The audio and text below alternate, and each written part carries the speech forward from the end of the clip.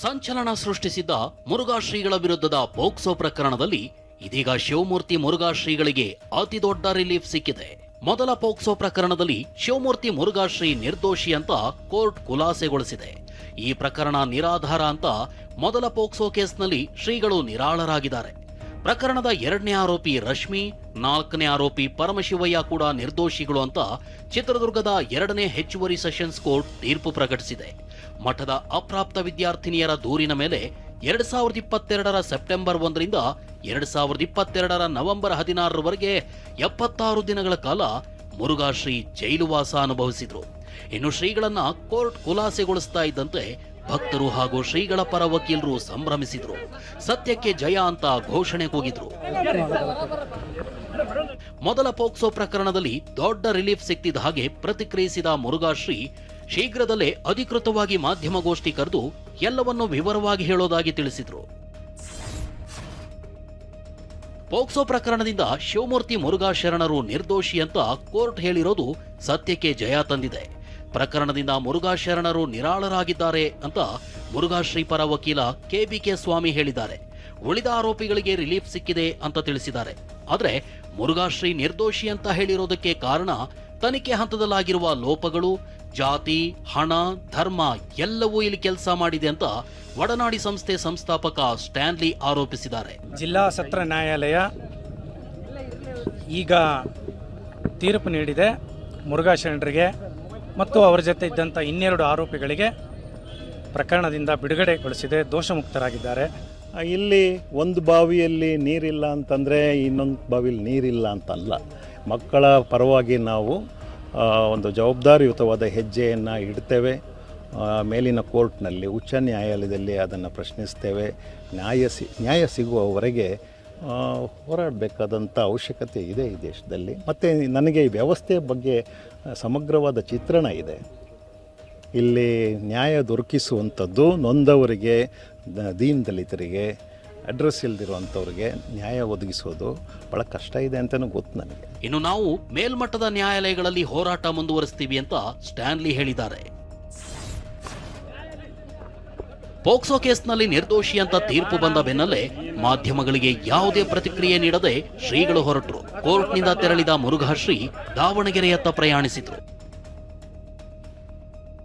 ದಾವಣಗೆರೆಗೆ ಬರ್ತಿದ್ದ ಹಾಗೆ ಜಯದೇವ ವೃತ್ತದ ಬಳಿ ಇರುವ ಶಿವಯೋಗಿ ಮಂದಿರ ತಲುಪಿದ ಮುರುಘಾ ಶ್ರೀ ಮುರುಘೇಶ ಮತ್ತು ಜಯದೇವ ಗದ್ದುಗೆಗೆ ನಮಿಸಿದ್ರು. ಇನ್ನು ಮುರುಘಾ ಶ್ರೀ ನಿರ್ದೋಷಿ ಅಂತ ತೀರ್ಪು ಬರ್ತಿದ್ದಂತೆ ಮುರುಘಾ ಮಠದ ಕರ್ತೃ ಗದ್ದುಗೆಗೆ ಪೂಜೆ ಸಲ್ಲಿಸಲಾಯಿತು. ಭಕ್ತರು, ಬೆಂಬಲಿಗ ಶ್ರೀಗಳು ಪರಸ್ಪರ ಅಭಿನಂದಿಸಿ ಸಂಭ್ರಮಿಸಿದ್ರು. ಮೊದಲ ಪೋಕ್ಸೋ ಪ್ರಕರಣದಲ್ಲಿ ಮುರುಘಾ ಶ್ರೀ ನಿರ್ದೋಷಿಯಾಗಿದ್ದಾರೆ. ಇನ್ನು 2ನೇ ಪೋಕ್ಸೋ ಪ್ರಕರಣ ಬಾಕಿ ಇದೆ. ಅಷ್ಟಕ್ಕೂ ಏನಿದು ಮುರುಘಾ ಶ್ರೀ ವಿರುದ್ಧದ ಪೋಕ್ಸೋ ಕೇಸ್ ಅಂತ ವಿವರವಾಗಿ ನೋಡೋದಾದ್ರೆ, ಆಗಸ್ಟ್ 26, 2022ರಂದು ದಾಖಲಾದ ಕೇಸ್ ಇದು.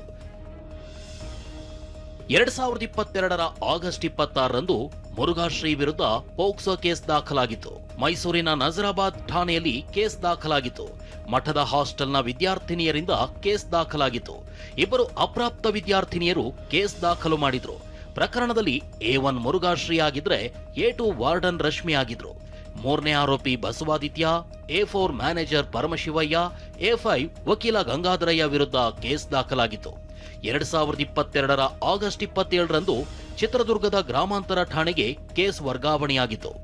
ಹೀಗೆ ಚಿತ್ರದುರ್ಗಕ್ಕೆ ಪ್ರಕರಣ ವರ್ಗಾವಣೆಯಾದ ಬಳಿಕ ಸೆಪ್ಟೆಂಬರ್ 1, 2022ರಂದು A1 Murugha Shri, A2 warden Rashmi ಬಂಧನವಾಗಿತ್ತು.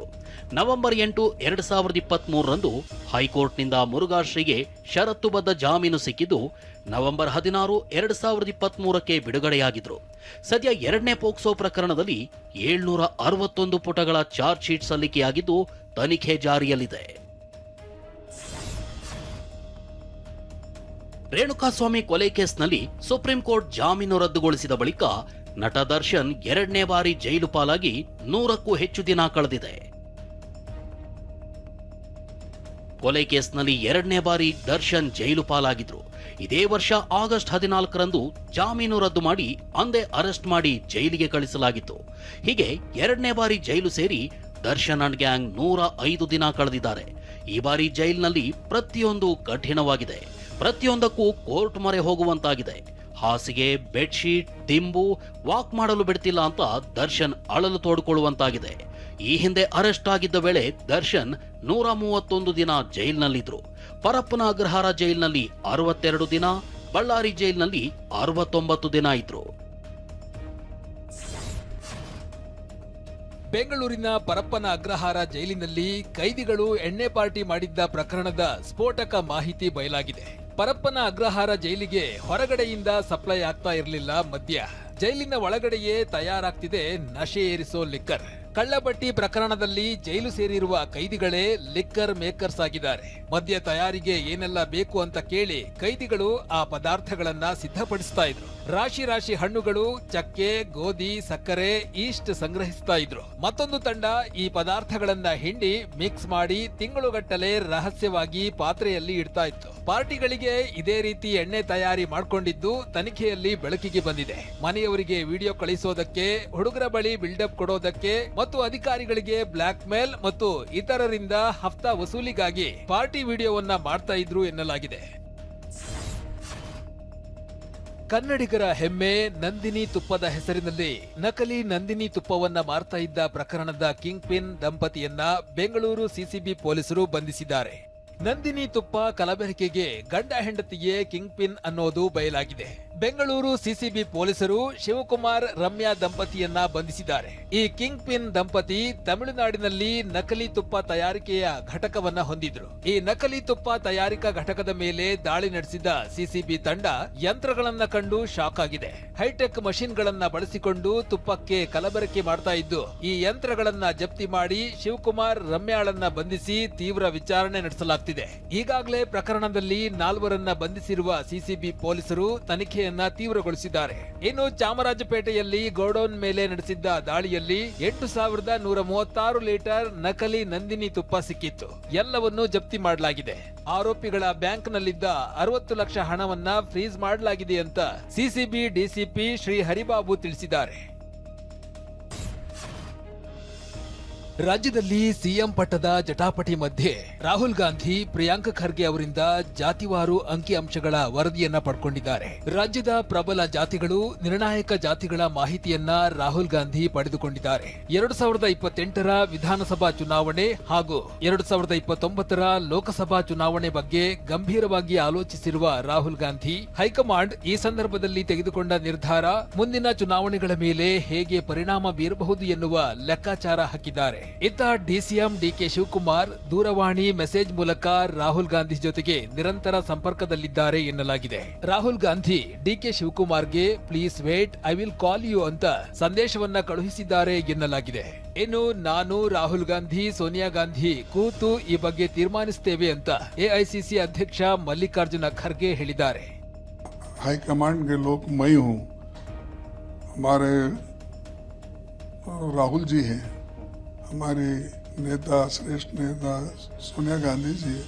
हम बैठ के सोच के उसको कुछ किस ढंग से क्या कर रहे हैं, कैसा चल रहा है, उसको क्या करना है, जो मेडिसिन देना है वो सब देंगे उसके तहत. ಮಂಗಳವಾರ ತಡರಾತ್ರಿ ಬೆಂಗಳೂರಿನ ಖಾಸಗಿ ಹೋಟೆಲ್ನಲ್ಲಿ ಡಿಸಿಎಂ ಡಿಕೆ ಶಿವಕುಮಾರ್ ಹಾಗೂ ಸಚಿವ ಸತೀಶ್ ಜಾರಕಿಹೊಳಿ ಮಧ್ಯೆ 1 ಗಂಟೆಗೂ ಹೆಚ್ಚು ಕಾಲ ರಹಸ್ಯ ಮಾತುಕತೆ ನಡೆದಿದೆ. ಈ ವೇಳೆ ಹೈಕಮಾಂಡ್ ನಿರ್ಧರಿಸಿ ನನಗೆ ಸಿಎಂ ಸ್ಥಾನ ಕೊಟ್ರೆ ನೀವು ಬೆಂಬಲಿಸಬೇಕು ಅಂತ ಡಿಕೆ ಶಿವಕುಮಾರ್ ಹೇಳಿದ್ದಾರೆ.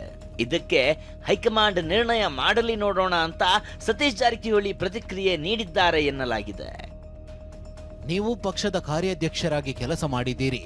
ಪಕ್ಷದ ಹಿತದೃಷ್ಟಿಯಿಂದ ಜೊತೆಯಾಗಿ ಕೆಲಸ ಮಾಡಬೇಕು. ಸಿಎಂ ಮನವೊಲಿಕೆ ಜೊತೆಗೆ ತಮ್ಮ ಸಹಕಾರವೂ ಬೇಕು. ಹೈಕಮಾಂಡ್ ನಿರ್ಧರಿಸಿ ಸಿಎಂ ಸ್ಥಾನ ಕೊಟ್ರೆ ನೀವು ಬೆಂಬಲಿಸಬೇಕು. ನಿಮ್ಮ ವಿಶ್ವಾಸವನ್ನ ಹೀಗೆ ಮುಂದುವರಿಸ್ತೇನೆ. ಕೆಪಿಸಿಸಿ ಅಧ್ಯಕ್ಷ ಸ್ಥಾನದ ಜೊತೆ ಡಿಸಿಎಂ ಆಗಿ ಮುಂದುವರಿಯಬಹುದು. ಸಿದ್ದರಾಮಯ್ಯನವರನ್ನ ಬಿಟ್ಟು ನಾವು ಬರಲು ಆಗಲ್ಲ. ಹೈಕಮಾಂಡ್ ನಿರ್ಧಾರ ಮಾಡಿದ್ರೆ ಅದಕ್ಕೆ ಬದ್ಧರಾಗಿರ್ತೇವೆ. ಮೊದಲು ಹೈಕಮಾಂಡ್ ನಿರ್ಣಯ ಮಾಡಲಿ, ನೋಡೋಣ. ನಾವಾಗೆ ಇವರನ್ನ ಮಾಡಿ ಅವರನ್ನ ಮಾಡಿ ಎಂದು ಹೇಳಲ್ಲ. ಮೊನ್ನೆಯಷ್ಟೇ ಡಿಕೆ ಶಿವಕುಮಾರ್ ಸಚಿವ ಕೆಜೆ ಜಾರ್ಜ್ ಸಿಎಂ ಆಪ್ತ ಜಮೀರ್ರನ್ನು ಸಹ ಭೇಟಿ ಮಾಡಿದ್ದರು. 2.5 ವರ್ಷದ ಬಳಿಕ ಡಿಕೆ ಶಿವಕುಮಾರ್ಗೆ ಅವಕಾಶ ಸಿಗುತ್ತೆ ಎಂಬ ಭರವಸೆ ಇತ್ತು. ಆದ್ರೆ ಅದು ಆಗೋ ಹಾಗೆ ಕಾಣ್ತಿಲ್ಲ. ಇದು ಒಳ್ಳೆಯ ಬೆಳವಣಿಗೆ ಅಲ್ಲ ಅಂತ ಒಕ್ಕಲಿಗ ಸ್ವಾಮೀಜಿ ನಿರ್ಮಲಾನಂದನಾಥ ಶ್ರೀ ಹೇಳಿಕೆ ನೀಡಿದ್ದಾರೆ. ನಿರ್ಮಲಾನಂದನಾಥ ಶ್ರೀ ಹೇಳಿಕೆಗೆ ತಿರುಗೇಟು ನೀಡಿದ ಕುರುಬ ಸಮಾಜದ ಕಾಗಿನೆಲೆಯ ನಿರಂಜನಾನಂದಪುರಿ ಸ್ವಾಮಿ, ಸಂವಿಧಾನದಲ್ಲಿ ಮಠಾಧೀಶರು ಹೇಳಿದ ತಕ್ಷಣ ಸಿಎಂ ಆಗಬೇಕು ಅನ್ನೋ ಅವಕಾಶ ಇದೆಯಾ ಅಂತ ಪ್ರಶ್ನಿಸಿದ್ದಾರೆ. ಈಗ ಪ್ರಸ್ತುತ ಕಳೆದ ಚುನಾವಣೆಯಲ್ಲಿ ನಮ್ಮವರೊಬ್ಬರು ಮುಖ್ಯಮಂತ್ರಿಗಳಾಗ್ತಾರೆ ಅಂತ ನಾವೆಲ್ಲರೂ ಕೂಡ ಒಟ್ಟು ನಿಂತು ಆಯ್ಕೆ ಮಾಡಿದ್ವಿ. ಆದರೆ ಅದು ಆಗೋ ಹಾಗೆ ಕಾಣಿಸ್ತಾ ಇಲ್ಲ. ಅದು ಆಗುವ ಹಾಗೆ ಆಗದಲೇ ಹೋದದ್ದೇ ನಮ್ಮೆಲ್ಲರೂ ಕೂಡ ಬೇಸರ ಆಗುತ್ತೆ. ಈಗ ಉಳಿದಿರ್ತಕ್ಕಂಥ ಇನ್ನು 2.5 ವರ್ಷಗಳ ಅಧಿಕಾರವನ್ನು ಡಿ ಕೆ ಶಿವಕುಮಾರ್ ಅವರಿಗೆ ಮುಖ್ಯಮಂತ್ರಿಯಾಗಿ ಕೊಟ್ಟು ಅವರ ವಿಷನ್ನಿಗೆ ಪೂರಕವಾಗಿರ್ತಕ್ಕಂಥ ರಾಜ್ಯವನ್ನು ಕಟ್ಟುವ ಕಾಯಕವನ್ನು ಮಾಡಲಿಕ್ಕೆ ಅವಕಾಶವನ್ನು ಕಾಂಗ್ರೆಸ್ ಪಕ್ಷದ ಮುಖಂಡರು ಮಾಡಿಕೊಡ್ಬೇಕು ಅಂತಕ್ಕಂಥದ್ದು, ಪಕ್ಷದ ಉಳಿವಿಗಾಗಿ, ಪಕ್ಷದ ಏಳಿಗೆಗಾಗಿ ಎಷ್ಟೋ ನೋವುಗಳನ್ನು ಏಕಾಂಗಿಯಾಗಿ ನಿಂತು ಅದನ್ನು ಸ್ವೀಕರಿಸಿ ಹೋರಾಡಿದಂಥದ್ದು. ಸಂವಿಧಾನದಲ್ಲಿ ಮಠಾಧೀಶರು ಹೇಳಿದ ತಕ್ಷಣ ಮುಖ್ಯಮಂತ್ರಿ ಆಗೋ ಅವಕಾಶ ಇದೆಯಾ? ಮುಖ್ಯಮಂತ್ರಿಗಳನ್ನು ಬದಲಾವಣೆ ಮಾಡುವಂಥದ್ದು, ಮುಖ್ಯಮಂತ್ರಿಗಳನ್ನು ಆಯ್ಕೆ ಮಾಡುವಂಥದ್ದು ಸಂವಿಧಾನಿಕವಾಗಿರ್ತಕ್ಕಂಥದ್ದು ಶಾಸಕರಿಗೆ ಅಧಿಕಾರ. ಹಾಗಾಗಿ ಶಾಸಕರು ಯಾರು ಮುಖ್ಯಮಂತ್ರಿ ಆಗಬೇಕು ಅನ್ನುವಂಥದ್ದು ನಿರ್ಣಯನ ಶಾಸಕರು ತಗೊಳ್ತಾರೆ ಹೊರತು ಯಾವ್ಯಾವ ಸ್ವಾಮಿಗಳು ಮಾಡಲ್ಲ. ಇನ್ನು ಕುರುಬ ಸಮುದಾಯದ ಸಿದ್ದರಾಮಾನಂದಪುರಿ ಸ್ವಾಮೀಜಿ ಮಾತನಾಡಿ, ಈ ವಿಚಾರದಲ್ಲಿ ಮಠಾಧೀಶರು ಮಧ್ಯಪ್ರವೇಶ ಮಾಡುವುದು ಸೂಕ್ತವಲ್ಲ ಎಂದಿದ್ದಾರೆ. ಈ ವಿಷಯದಾಗೆ ಮಠಾಧೀಶರು ಮಧ್ಯಪ್ರವೇಶ ಮಾಡೋದು ಸೂಕ್ತ ಅಲ್ಲ. ಈಗಾಗಲೇ ಅವರು ಕಾಂಗ್ರೆಸ್ ಆ ಪಕ್ಷದ ನಾಯಕರು ಚರ್ಚೆ ಮಾಡ್ತಾ ಇರೋ ಸಂದರ್ಭದಲ್ಲಿ ಅವರು ಎಲ್ಲರ ಅಭಿಪ್ರಾಯ ತಗೊಂಡು ಸೂಕ್ತವಾದಂಥ ತೀರ್ಮಾನವನ್ನು ಮಾಡ್ತಾರೆ. ಪಕ್ಷದ ವಿಚಾರಗಳನ್ನು ಸ್ವಾಮಿಗಳು ಮಧ್ಯಪ್ರವೇಶ ಮಾಡಿ ಗೊಂದಲ ಸೃಷ್ಟಿ ಮಾಡೋದು ಯಾವುದೇ ಮಠಾಧೀಶರಿಗೂ ಸೂಕ್ತ ಅಲ್ಲ ಅಂತ ಈ ಸಂದರ್ಭದಲ್ಲಿ ಹೇಳೋದಕ್ಕೆ ಬಯಸ್ತೀನಿ. ಮುಂದಿನ ಮುಖ್ಯಮಂತ್ರಿ ಡಾಕ್ಟರ್ ಜಿ ಪರಮೇಶ್ವರ್ಗೆ ಜೈ ಎಂದ ಬೆಂಬಲಿಗರು ಸಿಎಂ ಪಟ್ಟಕ್ಕೆ ಜಟಾಪಟಿ ನಡೆಯುತ್ತಿರುವ ಮಧ್ಯ ಗೃಹ ಸಚಿವ ಪರಮೇಶ್ವರ್ ಬೆಂಬಲಿಗರು ಮುಂದಿನ ಮುಖ್ಯಮಂತ್ರಿ ಡಾಕ್ಟರ್ ಜಿ ಪರಮೇಶ್ವರ್ಗೆ ಜೈ ಅಂತ ಘೋಷಣೆ ಕೂಗಿದ್ದಾರೆ. ಬೆಳಗಾವಿಯ ಶಿವಬಸವನಗರದ ದಲಿತ ಮುಖಂಡರ ಮನೆಗೆ ಪರಮೇಶ್ವರ್ ಭೇಟಿ ನೀಡಿದ್ರು. ಈ ವೇಳೆ ತಲೆ ಮೇಲೆ ಪುಷ್ಪವೃಷ್ಟಿ ಮಾಡಿ ಮುಂದಿನ ಸಿಎಂ ಅಂತ ಘೋಷಣೆ ಕೂಗಲಾಗಿದೆ. ಇನ್ನು ನನಗೂ ಪ್ರಧಾನಿ ಸಿಎಂ ಆಗಬೇಕು ಅನ್ನೋ ಆಸೆ ಇದೆ ಅಂತ ಸಿಎಂ ಆರ್ಥಿಕ ಸಲಹೆಗಾರ ಬಸವರಾಜ ರಾಯರೆಡ್ಡಿ ಹೇಳಿಕೆ ನೀಡಿದ್ದಾರೆ. ಈಗ ನಾನು ಪ್ರಧಾನಮಂತ್ರಿ ನೋಡಪ್ಪ, ನನ್ನ ಆಸೆ ಇರೋದು ಪ್ರಧಾನಮಂತ್ರಿ ಆಗ್ಬೇಕಂತ, ಮುಖ್ಯಮಂತ್ರಿ ಆಗ್ಬೇಕಂತ.